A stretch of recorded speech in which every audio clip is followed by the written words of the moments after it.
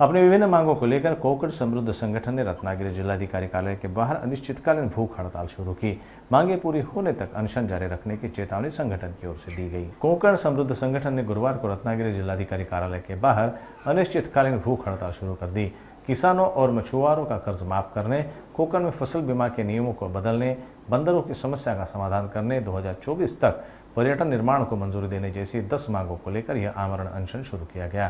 मांगे पूरी होने तक अनशन जारी रखने की जानकारी संगठन के अध्यक्ष संजय यादवराव ने दी।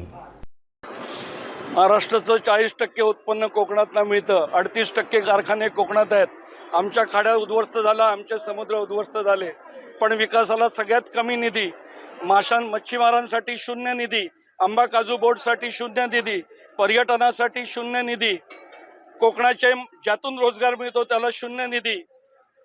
आम्हाला जितका निधी आम्ही महाराष्ट्राला देतो त्या प्रमाणात निधी मिळाला पाहिजे आणि या तिन्ही विषयासाठी दरवर्षी 1000 कोटी निधी मिळाला पाहिजे। सोयाबीनला हमी भाव, कापसाला हमी भाव, ऊसाला हमी भाव, पण काजूबीला हमी भाव नाही, सुपारीला हमी भाव नाही।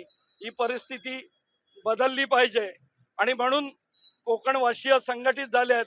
माकडांमुळे कोकणातली शेती बंद पडली आणि गावं रिकामी झाली, घरं बंद झाली, शाळा बंद झाल्या। कोकणातल्या तरुणांना तिथे मुंबईमध्ये जाऊन झोपडपट्टीमध्ये राहावं लागतं।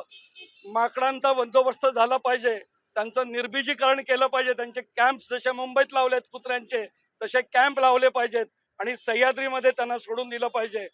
कोकण निवड मंडळ स्वतंत्र होतं, शिक्षक, तलाठी, ग्रामसेवक कोकणातले होते। आज 95% अधिकारी कुठून तरी बीड मधून, कुठून उस्मानाबाद मधून, कुठून कोल्हापूर मधून, कोकणातल्या क्लास 3 आणि क्लास 4 नोकऱ्या या कोकणातल्या मुलांना मिळाल्या पाहिजेत। पुन्हा कोकण निवड मंडळ सुरू झालं पाहिजे। आमच्या नोकऱ्या, आमचा विकास निधी, आमचे प्रश्न, आमचे वेगळे प्रश्न आहेत कोकणाचे बाकी महाराष्ट्रापेक्षा, त्यामुळे कोकणाचे प्रश्न समजून घेतले पाहिजेत आणि यासाठी स्वायत्त कोकण निर्माण झालं पाहिजे अशा स्वरूपाची मागणी आम्ही करतोय। आमचा विकास पश्चिम महाराष्ट्राशी जोडायचा नाही, आमचा निधी पश्चिम महाराष्ट्राकडे वळवायचा नाही, कोकणातला निधी कोकणातच वापरला गेला पाहिजे आणि कॉन्ट्रॅक्टर आणि IAS ऑफिसर बसून विकास कसा करायचा हे ठरवतात, हे यापुढे बंद झालं पाहिजे। कोकणामध्ये गावागावात तज्ञ मंडळी आहेत, आमूलाग्र बदल केलेले लोक आहेत, त्या सगळ्यांना बरोबर घेऊन तज्ञांच्या मदतीने कोकणचं विकासाचं धोरण ठरलं पाहिजे। त्यामुळे आम्ही या ज्या 10 मागण्या केल्यात या मागण्या मंजूर होई